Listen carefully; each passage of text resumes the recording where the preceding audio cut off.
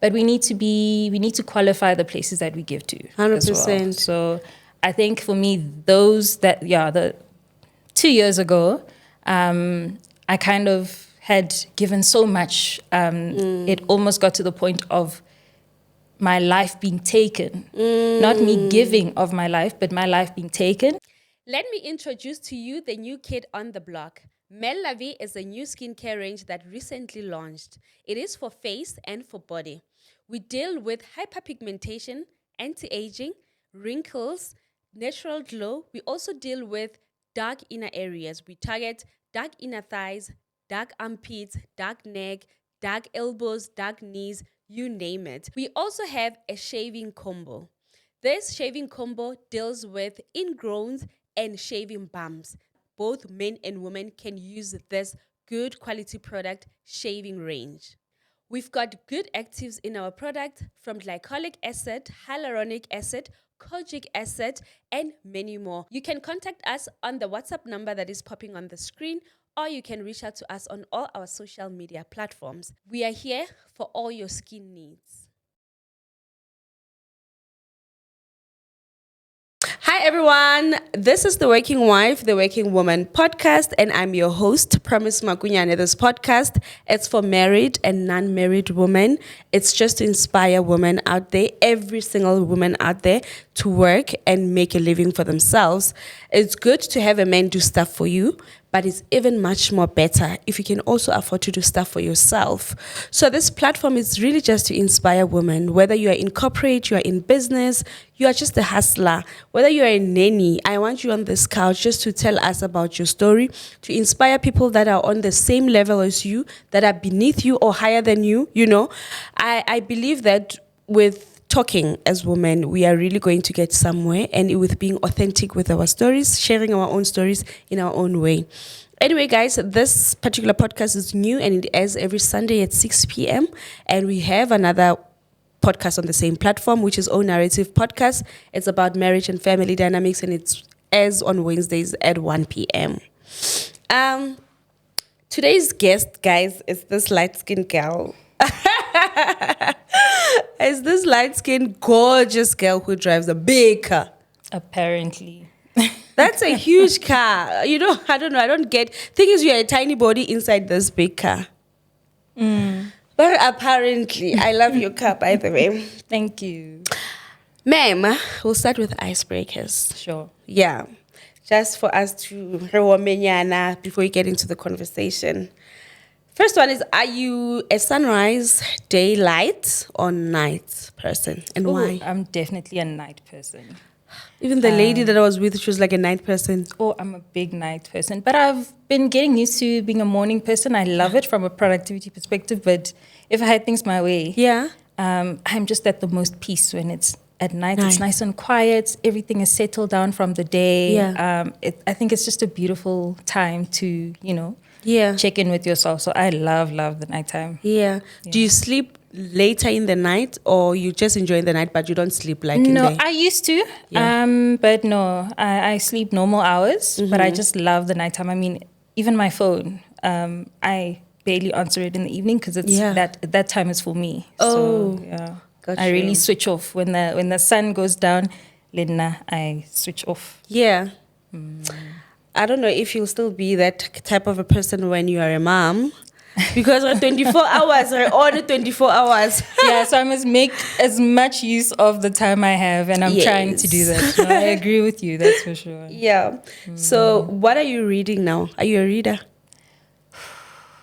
I am, but I think in the past month, I've been reading the Bible quite a lot. Oh, wow. I love biographies, and it's been quite an intense past 2 months for me. And there's this amazing book by Ian Van Zandt called Faith in the Valley. It's a small little book. Okay. I wish I brought it so I could show you. Yeah. And it has the most amazing nuggets of wisdom. Okay. Every single page has so much wisdom. And it always amazes me how when I open that book, there's always a message that's relevant to me at that time. I love that. I think just this morning, it was telling me about, the power of surrendering. And that when you surrender, you must surrender with an open heart. Don't come with your burdens. Don't come with agendas or hide what, ask the universe or God for one thing, but you're holding on and you're hiding certain things that you have, and you're not even acknowledging them.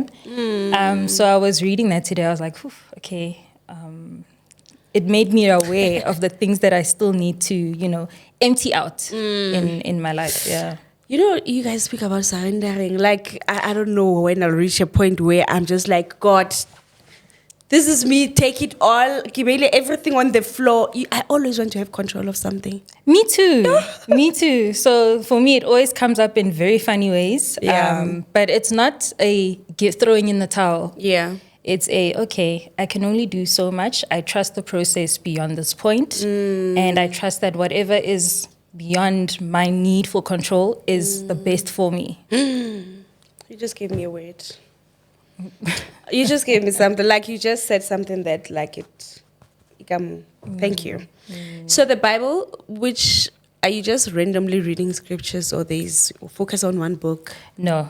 It goes according to how I feel in the day, who triggered me, who didn't, what good thing happened. I'm the type who will Google Bible verses for when I'm feeling grateful, when I'm feeling sad, when I'm feeling confused. And so last night before bed, was it Hebrews chapter 3, verse 5? It was just the one-liner speaking about how Moses was a faithful servant. But I think the chapter itself spoke about Jesus being, the... I'm trying to be as clean as possible. Moses okay, yes. But me reading that, I was like, okay, how is my faith in the things that matter to me, in the things that I believe are from God and the universe? Am I faithful to those things? Am I looking after those things? Am I taking them for granted? Yeah. Am I nurturing them still, or am I just taking from the things that God has given me or the universe has given me, or am I also just pouring back with love and gratitude? So, that it was a one-liner, but it took me... Yeah, I went to bed straight afterwards. I was like, okay, let's call it a day. Okay. What is a skill you think everyone should have? A skill that everyone should have, and I recently have experienced this from someone that I had been spending a lot of time with. Self-regulation. A boyfriend? Self-regulation. Who have you been spending more time with? Self-regulation. Okay. A good friend. Okay, a good cool. Friend, yeah. So he's been teaching you self-regulation. But not just in words, just in conduct, in processing things. So I think self-regulation, I think a lot of us could do a lot more work when it comes to that, because our feelings are valid. We know that. It's praised, but it's also important that you don't bleed on other people. I've been privy to someone else bleeding, people bleeding on me. I've bled on other people. And self-regulation isn't hiding the stuff that you're going on with, but it's also just holding yourself accountable and pulling yourself towards yourself to say, okay, today. I'm talking about myself. Oh my gosh. So self-regulation for me, I think that's a skill that I am still learning even today. It doesn't, and I don't take it as a lesson of invalidating my own experience, because there can be that self-regulation where if you misinterpret it, you're denying yourself feeling what you're feeling. It's not that. It's just saying, okay, I feel uncomfortable. Is this the right platform to kind of unpack my discomfort? Or can I do this? Can I set a separate time elsewhere to just try and understand, what's actually going on? Hi, ma'am. I'll listen to this podcast again. Anyway, which song can you listen to all day? It was playing on the way here. My playlist is very boring, by the way. I feel a lot of things in a day. Okay. So a lot of the times my playlist is, I have 4 or 5 songs that have to play before I do something important or anything like that. And it's tied around the theme of surrender. There's a song, Mania. I don't know who it's by, but Zulu. And please excuse my French si Zulu ne. Let's can't judge. It's called Tatindao. Tatindao, yes. I have anxiety, a lot of it. So music helps me calm down. I love calming, soothing music. If I listen to music that is, that has lyrics and things, I try for the lyrics to be empowering and affirming more than anything. I kifidile stage sela sa mashata. Yes, you. Matata na sanya ka kum. Sanya ka mashata, it's working. Okay, ma'am, last one. What is your idea of fun? And then there's a second one, it's that ties to that, or what do you do in your downtime? Oh, my idea of fun is I love being in nature. I love sunshine. I love water. I love being in a park. Yeah. I love, did I mention water? Yes. So I love waterfalls, just observing waterfalls. Fun. I mean, that's without a budget. With a budget, it's definitely traveling. I was about to say, for every problem I have, I wish I could just hop on a flight. I have done that before, but we can't do that forever. But definitely getting in touch with nature for me, because it allows me to think. Yeah, I tend to overprocess things, so anything that gets me to just breathe, and forget about the noise that runs without any effort in my head, that for me is fun. So getting to rest. Yeah. I love that. And it is that what you do in your downtime, just giving in my downtime, what I do, I love some. I'm not passionate about cooking. I'm trying to now. There's a wellness coach who has been working with me, and I'm really, really struggling with the discipline of like making food and things because I live alone. But I'm trying to cook more, and I actually enjoy it when I do. But it's just a little bit boring cooking for yourself. But I love to dine out. I love tasting different foods, especially food that I know I can't cook. So that's not what I'm dining out for. Yeah. So I think I love dining out and taking myself out on dates. I absolutely do you do a lot of solo dates? Yes. Solo, I've never done a dinner solo date. Really? Oh. You should. I have lots of amazing restaurants. I can even tell you what days are the best days. Because sometimes you don't want to go and it's rowdy. I love them. And for me, they're very close to my heart because 2 years ago, I was in a very difficult situation. Yeah. And it was those solo days that kept me sane. I planned my life. I planned everything that unfolded since those 2 days during those solo dates. And it was like my little corner, my little treat of just adorning myself because I needed it. And I stopped waiting for it from other people. Yeah. Yeah. I love that. Do you want to talk about that or? Which part about that? No, I just mean the difficulty, the 2-year difficult part of your life. Sure. What was happening? That's what I'm trying to ask. I think I was just in a space where I was giving too much of myself to my own detriment. Yeah. And at the time, I believed that it's the right thing to do. But it became unhealthy. And that's why self-regulation, I said, a skill that everyone needs. I wasn't able to regulate myself to say, no, Tebogo Maramo, you can't be giving so much. What is it coming at? You're giving so much, but what are you getting back? Yeah. And is it still for a good cause? Because there is no cause. There were no traces of it being a good cause. And sometimes it's about to receive from you. And when you pull back, because you've taught people that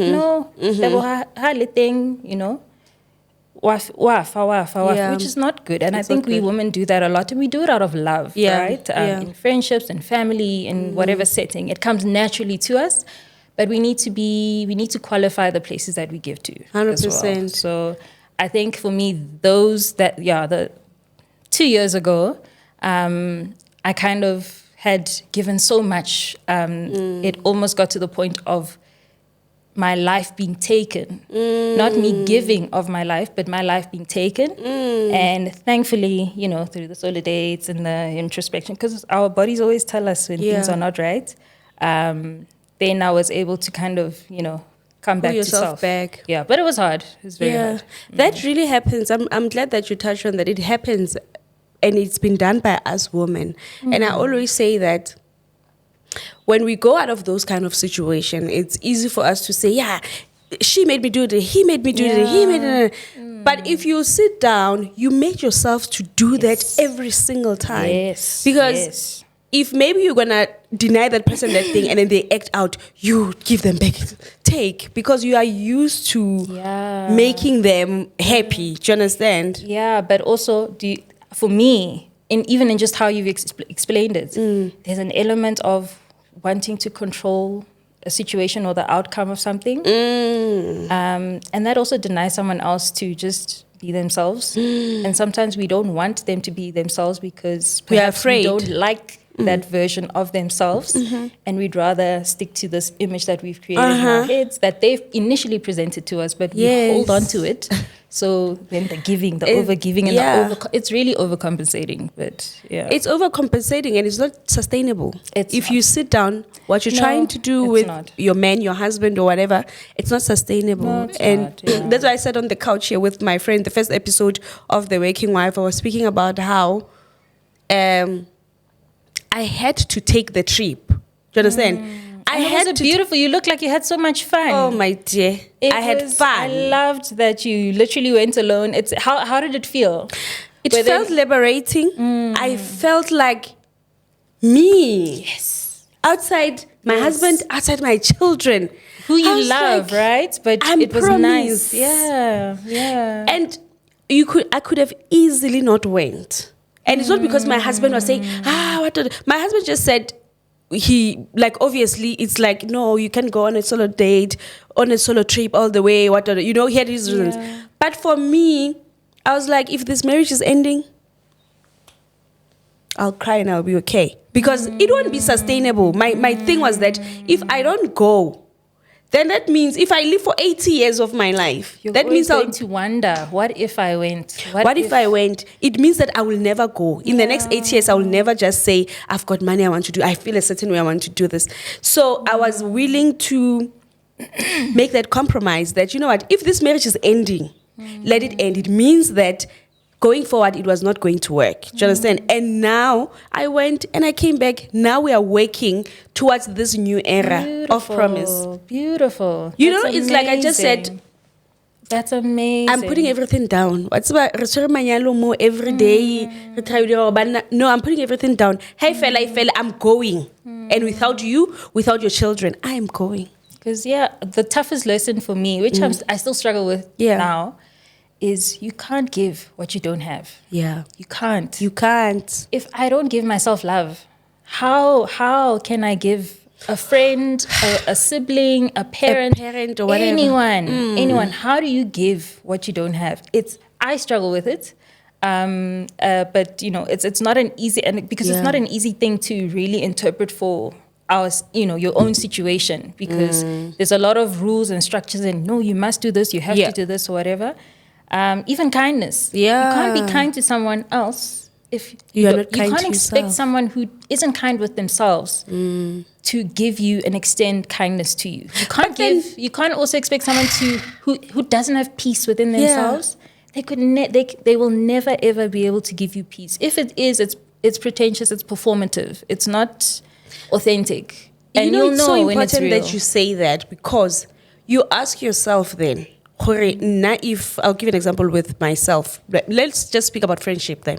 If I'll be giving myself to a friendship every single time and wanting to control the friendship, what do I think I'm calling that thing that I'm giving that person? Because it's not love, because I'm not sure. What in my mind, I need therapy. Before that person needs therapy, I need therapy, because what do I call that?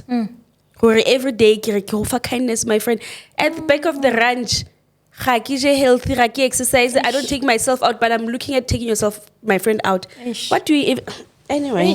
Yeah, that's another topic. It's a big topic that needs to be explored 100%. What do we call it then? If you are trying to put together this marriage, forsaking yourself for the sake of your husband, then what are you thinking you're giving this person? For how long? You're going to suffer in silence, and then life goes on. And waiting. And the narrative of your life also gets compromised. Yeah. Your legacy gets compromised, not according to your own will and desires. Yes. So it's important to protect that as well. It's very important. Yeah, with love, with lots of wisdom, of course. Yeah. But yeah. I'm glad we spoke about that. Anyway, ma'am, introduce yourself. We're waiting for a good 20 minutes. Please tell my people who are you, what you do. Sure. And then we'll go into how you grew up. Okay. Yeah. Sure. My name is Tebogo Moraka.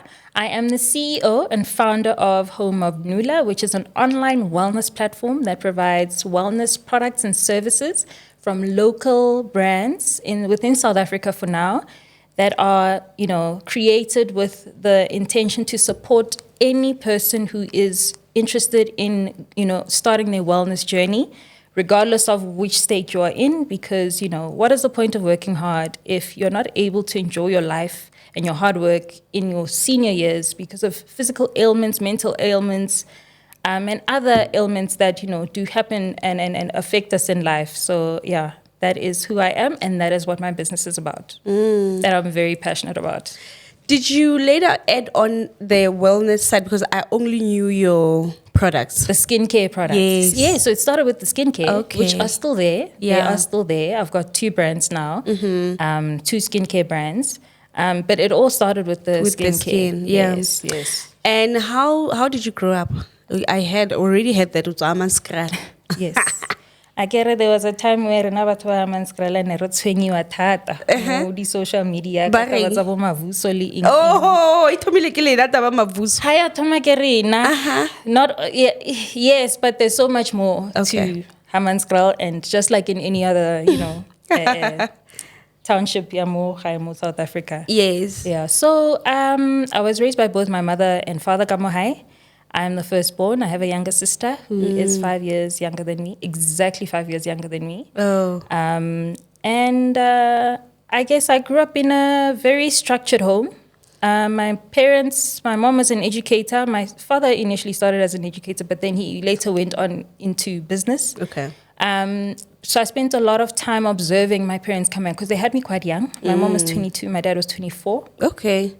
So I like to coin myself as a transition baby. My whole life, I've been transitioning with them. And I like to believe that I'm really good with navigating change. But the older I've become, I really value stability. I value structure, which they somehow were able to do, which I'm grateful for. So that is my upbringing. And what else? You went to school in Hammanskraal? I went to a lot of schools because Batswadi, particularly, I think more my dad, when he moved jobs, we would move with him. So I've lived Komafikeng. I've lived with my maternal grandparents, Soweto, Diepkloof. I've stayed a little bit when my paternal grandfather fell ill, Hammanskraal. I've stayed Ko Mabopani, which is in the north of Pretoria. Yeah. And in different suburbs within Pretoria as well. Yeah. Why were you moving around? Except your dad traveled. Literally, it was because of Musebet. Is it teaching? Or when he was into business? No. He worked in the public sector, then went into private sector, and then into business. So wherever there were opportunities, we all just followed him around. But I mean, if you're a kid and that's all you know, you kind of get used to it. The nice thing is that, I have friends from different schools. I hear that. It always shocks me when I hear of people they've only ever been in one school. From grade 1 to grade 12. Yes, and even the character traits, they really struggle with change. Yeah. I could wake up and decide I want to move abroad. That doesn't scare me. I've done that before. But what is the downside of that? Because I think the downside of that is are you a stable person? Now I am, I think once in my mid-20s, I was like, okay, I actually want some stability in my life, and even with wanting stability, I wanted a certain way. It must not be rigid, there must still be a lot of flexibility and change, of course, because I feel like I'm dying if I'm not working on something.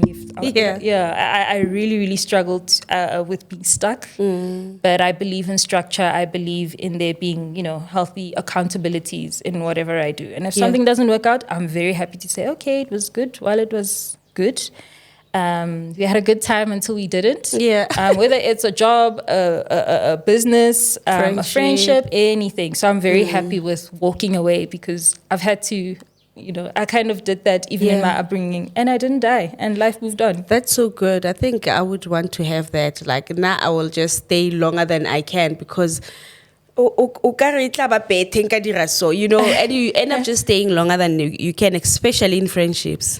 I mean, yes, but I think that happens naturally because we have ideas of what friendships are and we attach to certain things with our individual friendships like it. So even when you can see a friend is changing, you still hold on to, but this is my person. This person was there for me. This friendship has to last.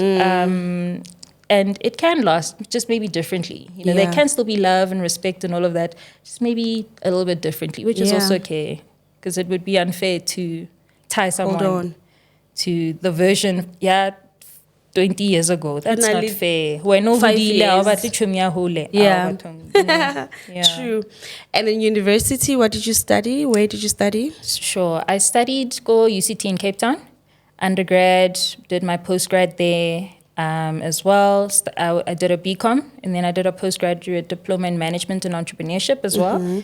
That was an amazing program. I believe it's still around. UCT. I recommend any. Are you saying we must go? Now we don't want to start. It's just a year. No, I kid you not. Of the many things I studied, best program ever because I learned practical skills. Remember, I come from a family business background, excuse me.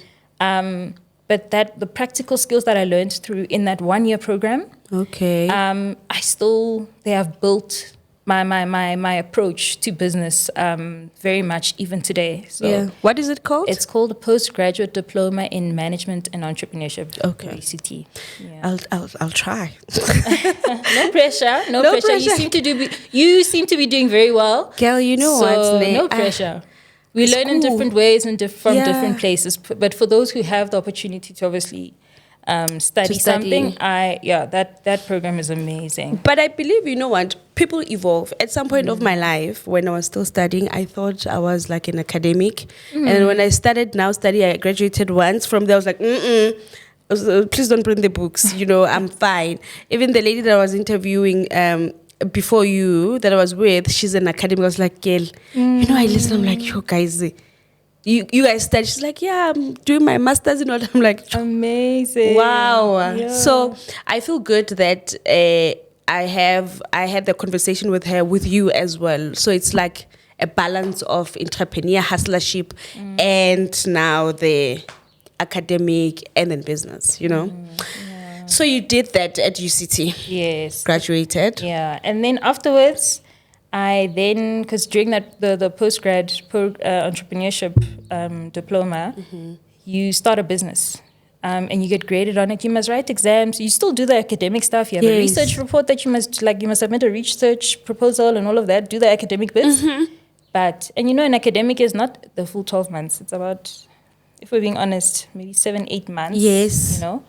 You're running a business from scratch. You're raising funds. You're pushing sales. You're doing accounting. You have a board that you must report to. It was the best experience ever. And everyone is having the same challenges of juggling academia and work. The business must also, because you're being graded also on the business. This one is not for marks. Yes. Everything counts. But it was so well-rounded because even in that, there were some of the modules, you get the technical academic stuff of doing finance and marketing and all of that. But there was a course called Mindfulness, I think, where you got to learn to be still. So it was it's a really well thought out program. I hope that module is still there. Yeah. I think it kept a lot of us very sane. Yeah. That's why,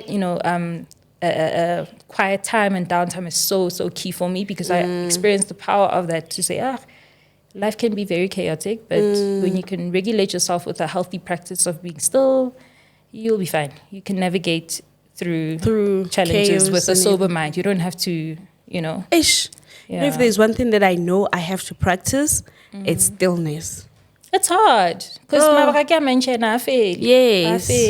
I fail. But it doesn't even mean that when you are not quiet in your mind, there are things that are it's just piling up. The problems are just piling up. Yeah. So the quicker or the faster I learn to quiet my mind and to have quiet time, the better. But it's hard. It's hard. It must be hard. The thought of it only. Yeah. I mean, for me, I don't know. This is just a suggestion, but obviously not prescriptive. Please do tell us. Bath time. Okay. I take bath time like, you know how seriously our mothers treat church and Tupperware. Yeah. There are certain things that, well, you know, for me, it's bath time. I don't compromise on that. I don't want to talk. I don't want, maybe I'll play music or whatever, but that's my moment of stillness. If I can just get through my bath time, then I can tackle whatever it is. And even in that moment, I switch off. I don't think about work. I don't think about my problems, nothing. I literally just allow my brain to breathe. I'm looking at you. Because once I come out, the brain is, it's running. Yeah. I'm looking at you because how my bath time look is people knocking, kicking my door.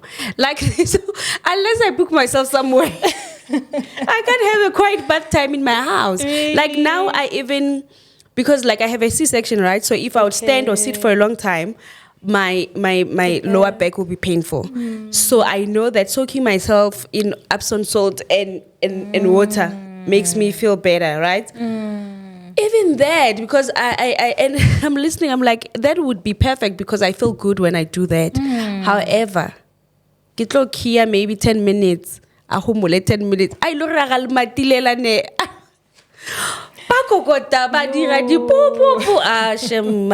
I think I need to put a budget for going at a BNB per month where I book myself in because I need that. I really need that because once you step in the house when you are a mom of 2 under 5, there's nothing like that.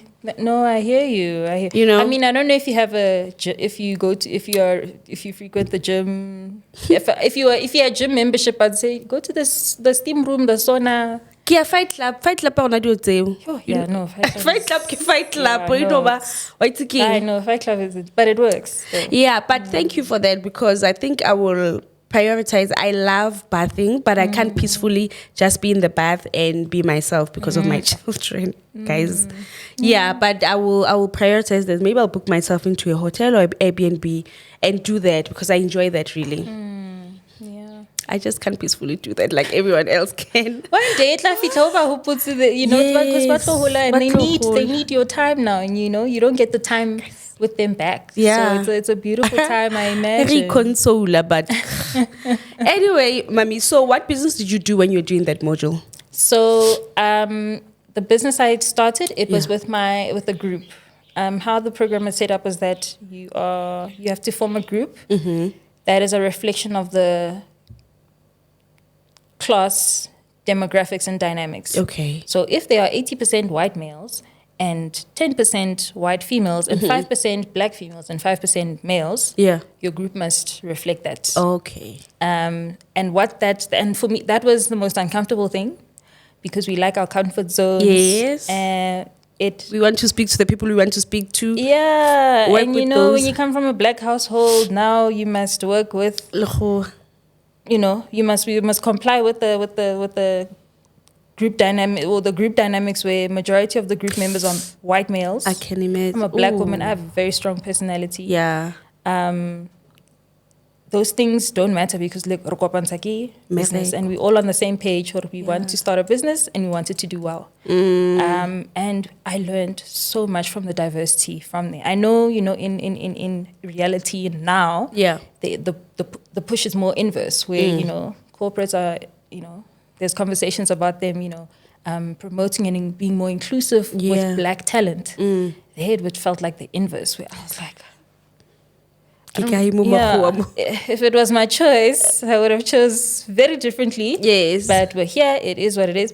And I think that helped keep us as a group accountable. And focused on They were, from a discipline perspective, accountabilities, even how we engaged and conducted ourselves with one another. I mean, my team was amazing.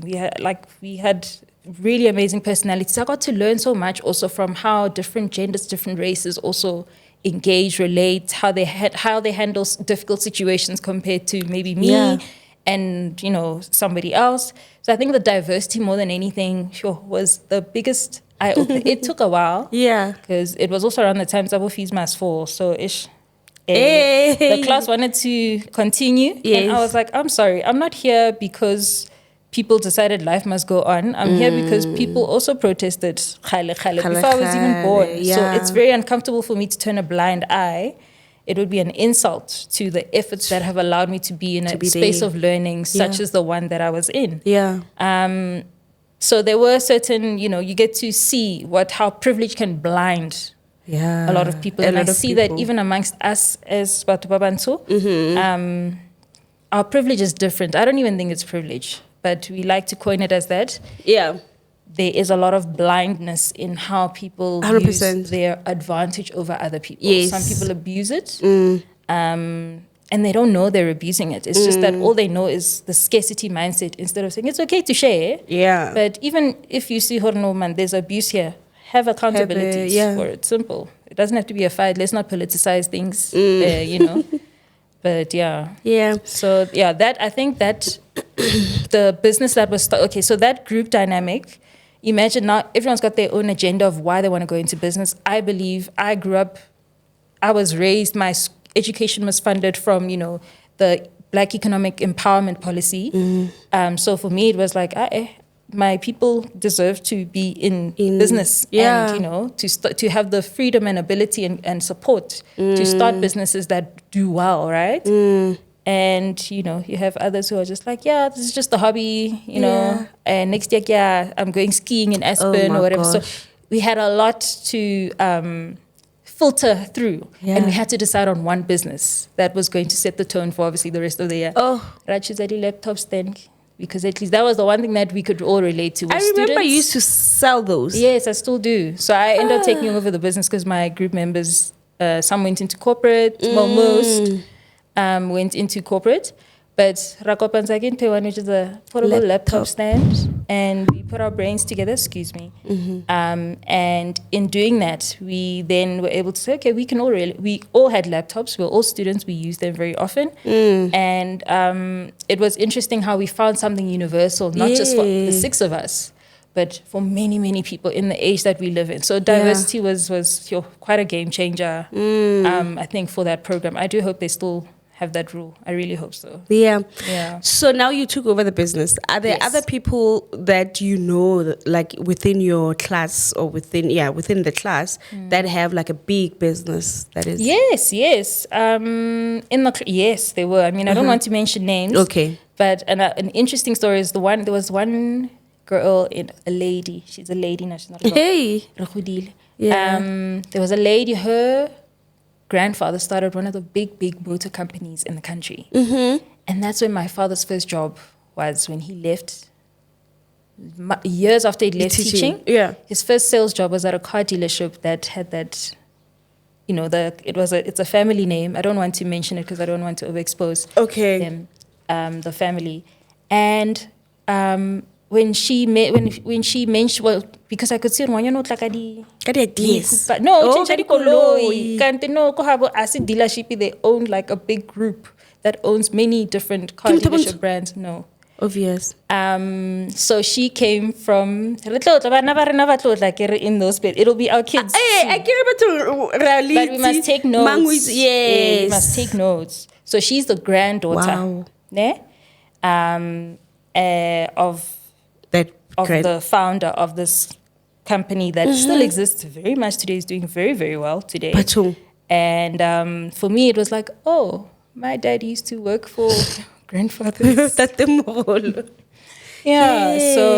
there was quite a bit of that. I mean, the one other group member, his father had this interesting business. You know those revolving doors, go to shopping mall?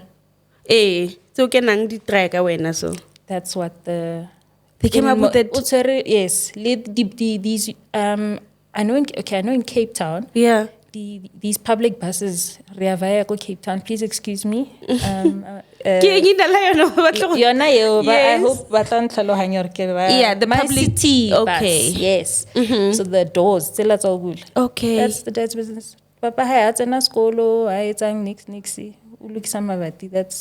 That's what a company high.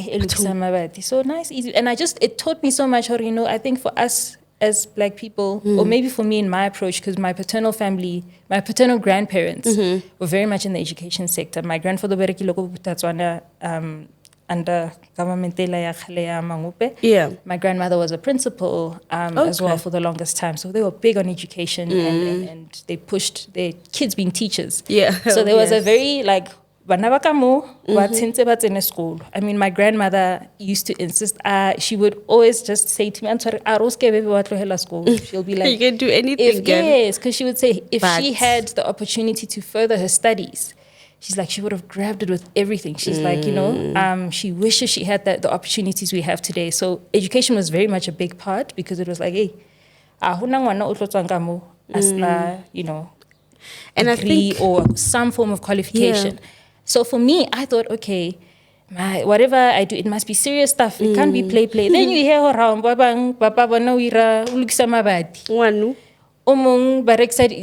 like they've got license you know, and you certain brands here in the country. And I was like, but we are cracking our skulls. We're trying to, be overly sophisticated. And there's money in a lot of very interesting spaces as well. So that was really great to see. That was great to learn. From some of the group members. And puts like, Raya, we have a security technology business go high. Yes. But because it sounded so fancy because it's a technology business, and at the time it was started as technology was very much encouraged and treated as like, okay, this is prestigious. Yes. But you see, they're living just fine. But in a school, they live their lives, they have fun, but they still get educated and they're still exposed. They allow themselves to be exposed to different things to learn from, and they are involved in their businesses. They do other stuff. So that taught me a lot. Being exposed to the different generation. Family business kids. That was very humbling. I was like, we have a lot of work to do. That's supposed to be our children, I guess. And it will. It will. The reason why I'm asking is because I've listened to Laduma Matkosa as journey. Apparently, Lena something that he was doing at school, I think. Yes. And then, And look at him now. Oh gosh. Look at him now. Yes. Yeah. Great. Anyway, Batong. 19 minutes left. Okay. Sure.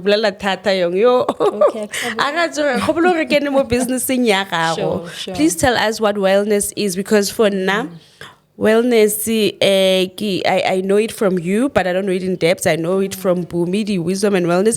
But honestly, okay, wellness is holistic wellness. Healthy, promise mukaba, promise. Tell us that and tell us how you are bringing that into your business and how we can benefit from your business. Okay, sure. So maybe let me just give a backstory to how I got to the journey of wellness. It was how I'd like to believe it's how I just was able to preserve my own life from the many things that happened to us in life.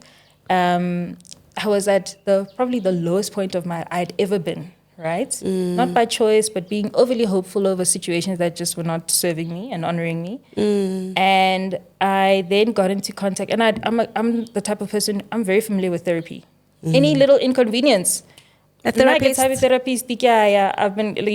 little inconvenience, I've really, really value my mental health. I don't play with it. Do you really keep up with therapy? It's touch and go. Yeah, but it's best when you do that because you're not wasting also your own time. I think it has its role to play. And so when I was really going through the absolute most alone, and normally I will retreat, my therapist, I had an amazing therapist. Her name is Lerato Msimanga in Midrand. Okay. I think. Are you selling her to us? No, I'm not. Well, I'm just mentioning her because I refer to her a lot as Dr. Lerato. Okay. But, and I had to make a really, really big decision. I had a session with her once. Second session, she said to me. Is she good? She was good to me. Yeah. Then the second session I had with her, I'd had a long-standing relationship with her because even transitioning through, starting work versus being a student, she helped me navigate all of that.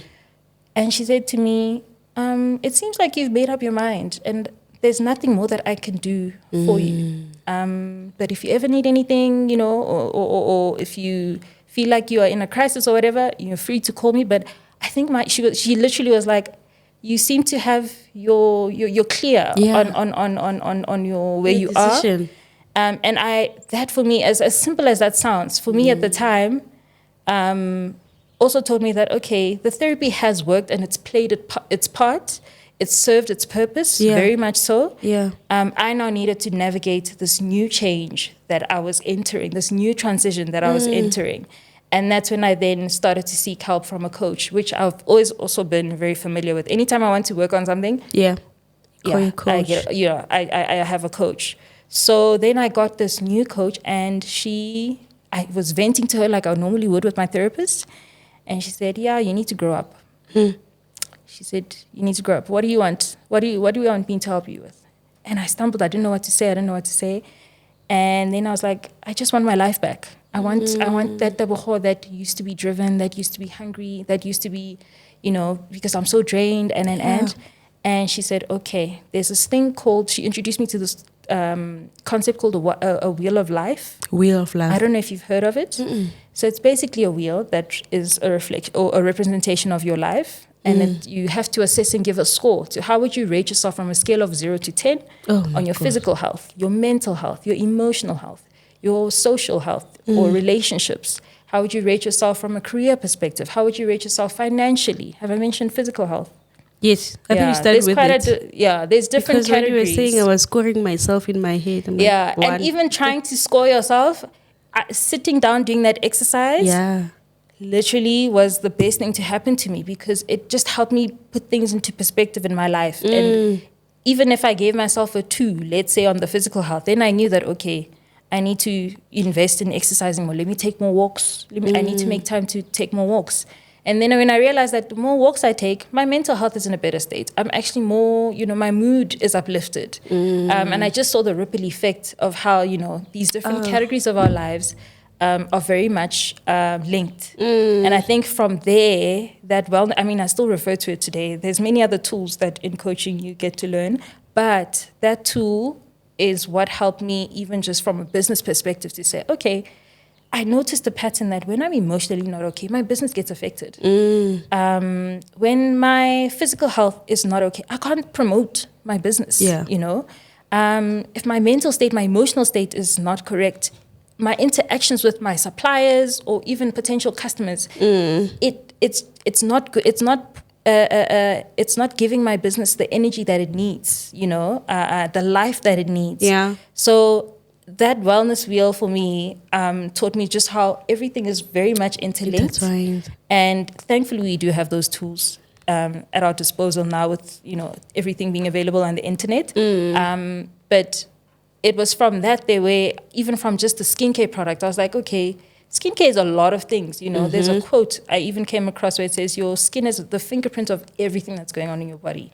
Hold that paper, what happens? You get goosebumps, right? Yeah. When you're in water too long, you get those raisin fingers. So our body is always communicating with us. But also skincare is just the tip of the iceberg. Yeah. What is your diet? How's your gut health? What are you feeding your body? What are you feeding your mind? Also, because if your mind is not in the right state, if you have toxic coping mechanisms, it's going to affect if you resort to alcohol, if you resort to other toxic things, it shows. Yeah. It really, really shows. It has its way of seeping in because everything is intellect. And so I then got to realize that, okay, the skincare is just the tip of the iceberg. There's so much more. And you can have all the amazing ingredients that which are necessary. They do the Lord's work. Thank you very much for those, your glycolic acids and your they are necessary. We love them. But it would be even better if we looked after ourselves from inside, So let's not also just resort to quick fixes on the external. The inner work is boring, but it's so much more rewarding as well. So much more rewarding. So that is the brand essence of Home of Nula. So when I come to you what are you giving me? Like, before I buy the products, what else can I pay for, or what else can I get? Sure. So actually this month, or in the past month, we've been recruiting some suppliers, new suppliers, service providers, and suppliers of product. There's amazing hair brands, but all centered around natural products, because I'm a simple girl. I love the science, but I like that I believe that science must be healthily balanced with nature as well. Let's not overstimulate our bodies with too many things. So we've got service providers currently that we're onboarding. There's a wellness coach called the Wellness Goddess. Okay. She's the one who I was mentioning that she's helping me with my diet, and I'm really struggling. I'm supposed to have like a huge water intake. I really, really struggle with that so much. Oh my God. And when people tell you, hey, drink water for good skin, it's easier said than done, because life is busy, and sometimes the bottle of the water is not at your disposal then and there. True. So I've been incorporating service businesses. There's an amazing lady called who runs a mobile spa, but has a very holistic approach to it. She has this amazing machine called a body scan, which reads your body. I learned that I have a calcium deficiency. Excuse my English. That's cool. And it was very empowering to realize that there's so much going on in the body 24/7 that affects so much, from your mood, your sleeping patterns. Instead of just popping pills, sleeping tablets, or CBD oil,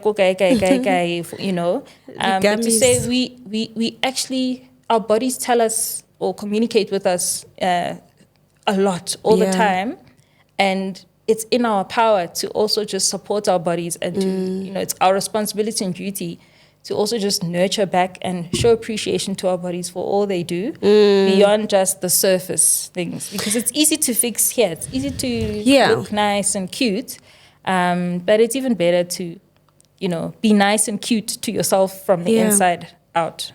I love that, because I think if we would approach life from how God has intended it from the start, we wouldn't have markets for all these products that we learn about to do skincare or whatever, because from the start you will be starting by taking care of yourself. And I guess that's why old people never really fell sick. Their skin was popping until their old age, because never smelled sunscreen, nothing, but they were always by the sun. Because they were taking care of themselves, they were using natural products. And their diet was also supporting, 100%. Everything is interlinked. Yeah. That's what I've learned in my own journey, to say, wellness I always joke and say, in I live on 9 to 5, because it's a lot. It's a lot. Good job. Yeah. It's like for me, for someone who used to take advantage of just because I looked healthy, I assumed that I was. Yeah. And then you hit 30 and, things start to respond a little bit differently. Hey, bruh. So, that's for me, that's the brand essence, for just to encourage and make it easier for people who are interested in taking better care of their health, being more proactive in terms of taking care of their health, because I think we all deserve to live long. We deserve to live long. We work so hard. Our parents work so hard. Yeah. And I think even for me, I believe my parents have worked so hard. They deserve to live long. They must enjoy their retirement. Mara ba ska enjoy ba phela mo dipilising di. And yes, dipilisi di a bereka ra di leboha. And we're not saying you must leave your pills. Yes. No one must leave their pills behind. But I think we must maybe reduce the level of neglect. Yeah. There tends to be in the younger years, so that, our bodies can also just get to enjoy themselves, and we can appreciate our bodies a lot more and enjoy our bodies for all that, our bodies do for us. So that is the essence with Home of Nula and the products and services that are there to just help people just, pour love back into your body see what happens. See what happens. Let's not look for love in, hey, this one bought me roses and he bought me a ring and a what and a what. Ultimate self-love is yourself. People can do everything for you, but if you don't do, what are you, it's nice to receive, but also pour into yourself. Yeah, and it doesn't have to be grand and lavish. It can literally be take yourself out for a walk. Yeah. Journal. It's even cheaper, actually. Yes, to do it that organic way, or yes. Maybe that walk will help you think through your life instead of every day going to therapist, because how pinako, you know. Even in the therapy session, because going to therapy, you also need to do the work and to be ready yourself. You spending money, but you're not even seeing progress, you know. Anyway, do you do like wellness events? Do you have wellness events coming? Why? How can people reach out to you? Sure. So we haven't actually hosted a wellness event. I had hoped to have one this month. Yeah. But because I'm introducing the wellness services and new, more local wellness brands, I thought let's give each thing its time to simmer, and for also, you know, our customers and consumers to just adjust to the change and evolution. I don't want to do everything all at the same time, but we do attend wellness events if there is an activation. You know, I'm new to the sport of playing golf. I saw you, my lover. I'm so terrible. But I saw a really beautiful opportunity with the lady, the wellness, the mobile spa service. Just giving golfers a you know, quick 2 to 3 minute neck and shoulder massage, because you know, those are just small snippets to also introduce people to just, hey, I see you playing here for long hours during the day in the hot sun. Where's your sunscreen? How's your skin looking? You know, just having those pockets of self-care. Because it's not a luxury anymore. We need to look after ourselves. It's a form of preserving yourself, which I think we all deserve to, you know, preserve our lives. 100%. And like you said, we work very hard to that. We need to live long to enjoy our money, to see our children, to see our grandchildren, and so forth. Where can people get a hold of you? So we have a website. The website is www.homeofnula.com. And then we're also available on social media at Home of Nula. We're most active on Instagram. We'll work on the Facebook and TikTok. TikTok overwhelms me. I'm very sensitive to overstimulation. But I think it's time I got someone to just assist me with the TikTok stuff. It's a full-time job, and I respect the craft. The effort that goes into, you know, creating TikTok content. But I think Instagram is probably the best place. To get and you. And the website. And the website as well. When did you, I forgot to ask you, were you a 9 to 5? How long did you stay in the 9 to 5? Are you a full-time businesswoman now? I'm full-time in my business now. My 9 to 5, when I finished my master's, so after UCT, I then went to London for a year, completed a master's in international business. And then I came back home, worked in the When you were in London, who was paying for you? Kohai. That's right.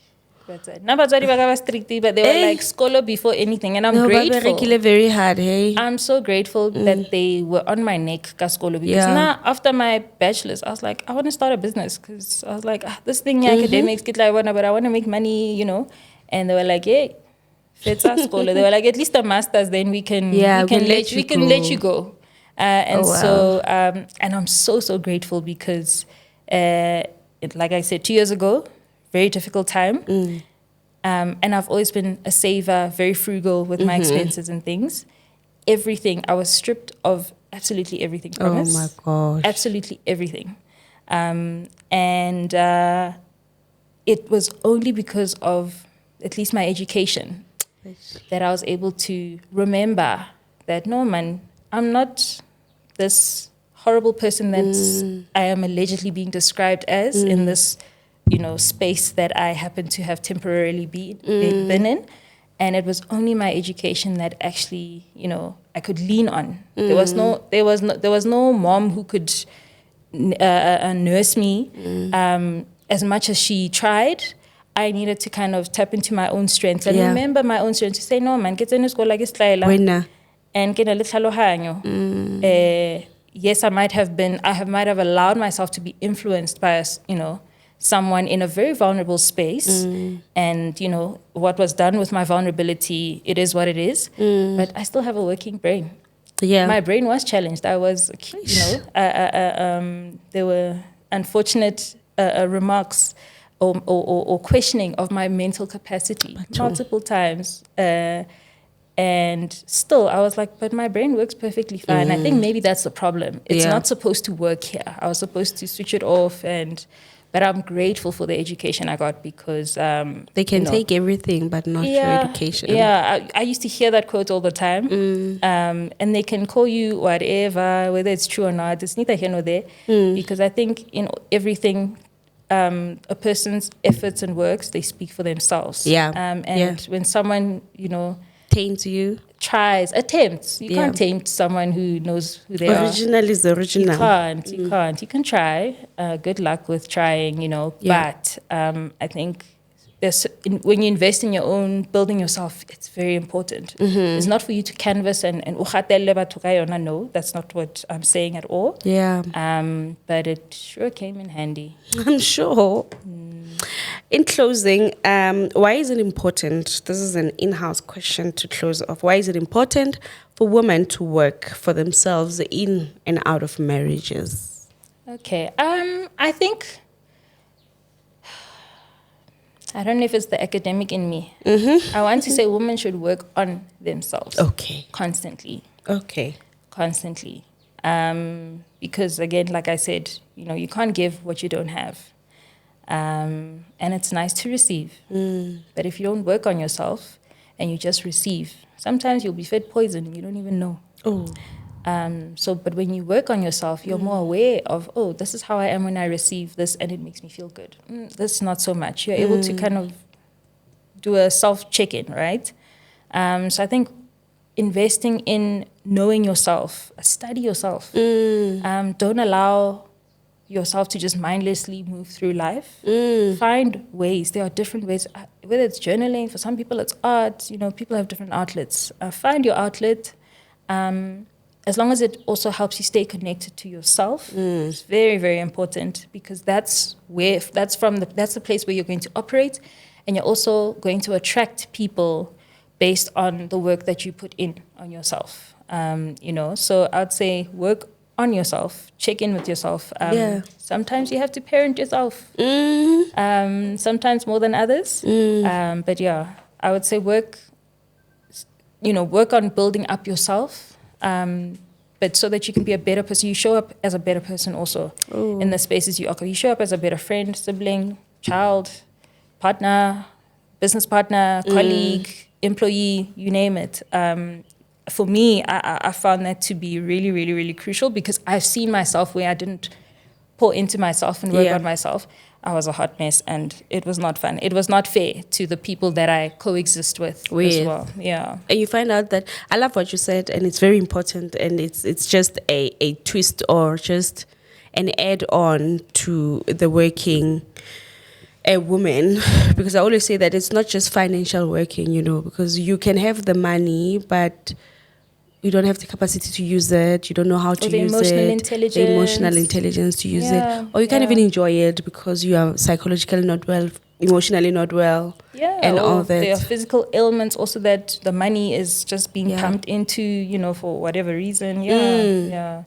So that would be my message. I think from a working perspective, work will naturally flow into that because then you attract work that aligns with, the effort that you've already been putting in yourself. But the work cannot come, the work that you want, it can't come if you yourself are not working on yourself. Maybe I'll try to be clean with this one. When certain opportunities come my way, I imagine them looking at my life and observing that, is this person deserving of this opportunity or not?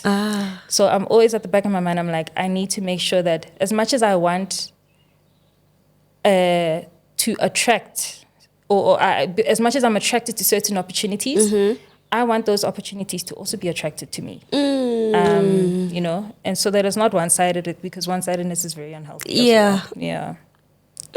I hope I've answered your question. You have. And people are going to love your story and everything that you are.